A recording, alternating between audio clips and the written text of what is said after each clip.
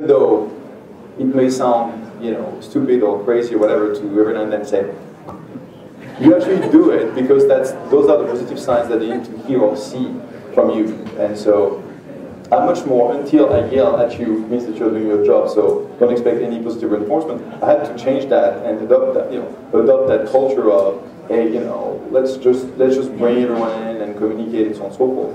So they're based on that. You need to have that. And if you don't do that in a startup environment, the whole thing goes out all over the place. So over communicating is definitely something important. And don't waste anybody's time. Go straight to the point, which is not very European.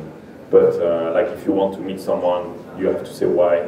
I mean, it's helpful to say why first, and then when you do a quick meeting with someone, especially who doesn't have much time, go straight to the point. So don't start like, how is Silicon Valley? And you see what I mean. And then don't be offended if was a big learning for me. I was very offended when people will no, I have no time for that.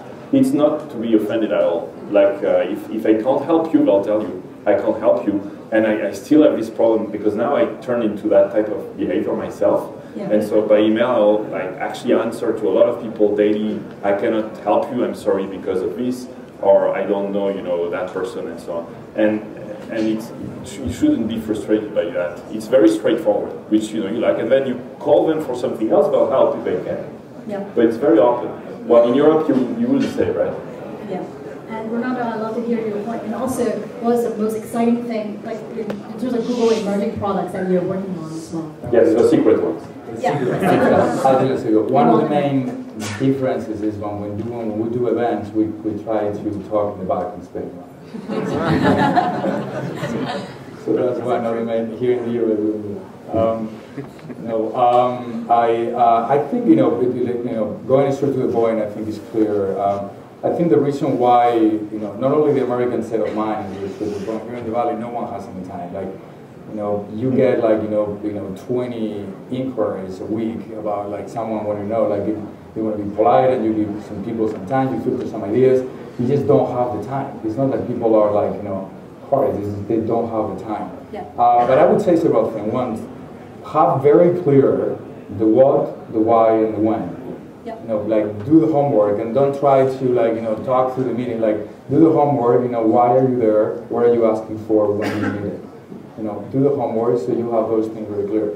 Go to the meetings with the well prepared. So document it. Be ready to leave something behind. Like nice presentation, sell yourself. Leaving something behind. And I would say be ready to follow up. Send an email, say thank you. If you talk about something, make a note of those things, and then get an email. Don't worry so much about the business cards. Make sure that you follow up with whatever questions they may have, and just be ready to shoot 100 times to get one. That is, just be ready to do that a lot, and don't get depressed because the first 50 didn't work. Yeah. That's the name of the game, and just come here. There is a say here in the Valley that no one invests money in anyone that doesn't go to work on a bike, doesn't back to work. So they want to see you. Like even just living in the city versus living in Palo Alto is like, since in Palo Alto is probably better because if you're gonna go and see like Sequoia or Pioneer, it's like in the city, like 2 hours wasted a day commuting, and that to them has some value. Like when you're starting a conversation, everything counts, every single detail when it comes to proximity. I think it's important. The second part of the question, Google keeps innovating a lot. Like one of the things that I really like about Google is that we're still managed in many ways, even though we're 25,000 people. We're still managed in a way that is very entrepreneurial.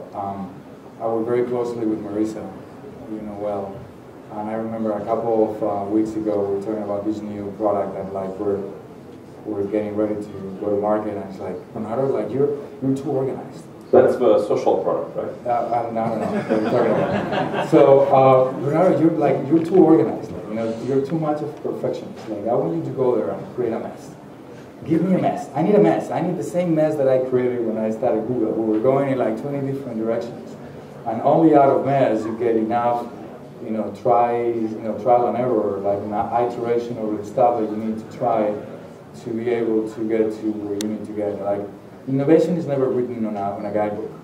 You know, no one told Mark Zuckerberg what to do to get Facebook, or like the founders of Google, you know, what to do to get Google. And every company is a different path. So I think it's a lot about like trying different things. I'm excited about what we're doing in local, what we're doing in you know, personalizing the search results, taking the web experience to the next level, so it becomes truly relevant. I think we've done an amazing, you know, work over the past 10 years into organizing the world's information. Now it's time to make it truly relevant. So it's not only like, you know, finding something that you find useful, it's something finding that you find useful for you. So organizing the world's information around you. So quickly on that, I'm actually not 100% familiar with the Magic product group, just for my own curiosity. How does it work? So to everybody in Google, I have an idea, I'm going to actually have this group to give me more resources to build it? Or how do you actually start something 2 weeks and now I'm going to go in a new project? How do I justify it to actually have attention from Google?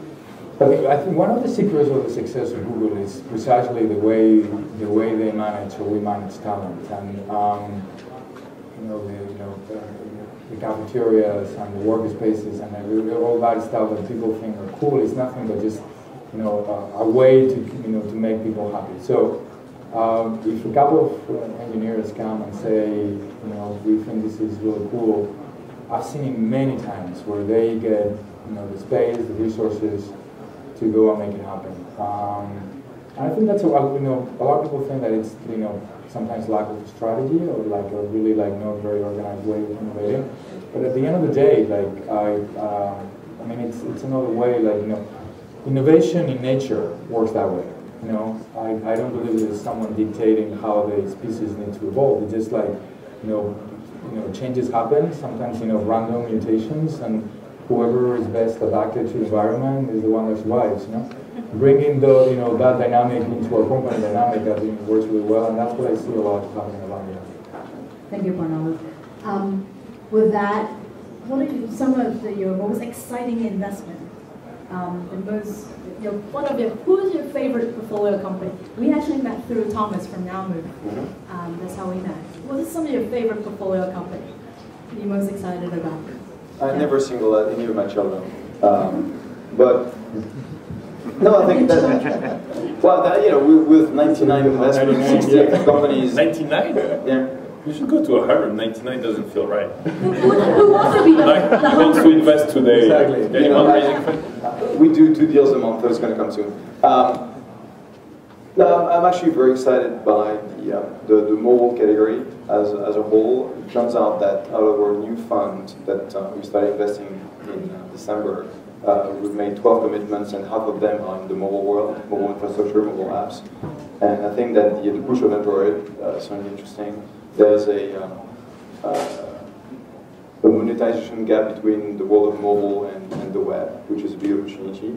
Yeah. So we're pretty excited about that space. How many of you have iPhones and Android? 50-50. Do you want us to download something? No. Oh, you can download my app in both. Yeah. Do you realize that like 4 years ago, none of those apps were like yeah. It's amazing. And no iPhone either. Yeah. No iPhone either. Like, you know, the whole ecosystem changes so rapidly. It's amazing. Awesome. And last but not least, what's the big thing going on this season? Well, we're number 5 social app on Android.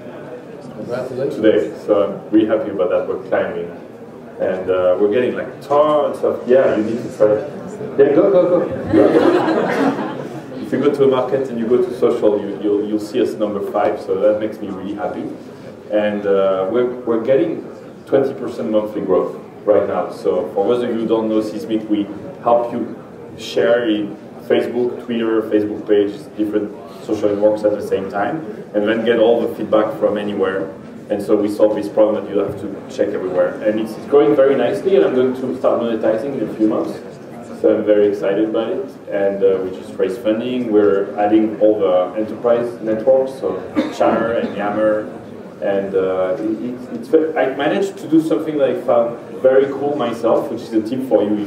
If you do something that you really like, that I spend 5 hours a day myself on my own product, then it's probably a good way to you know, to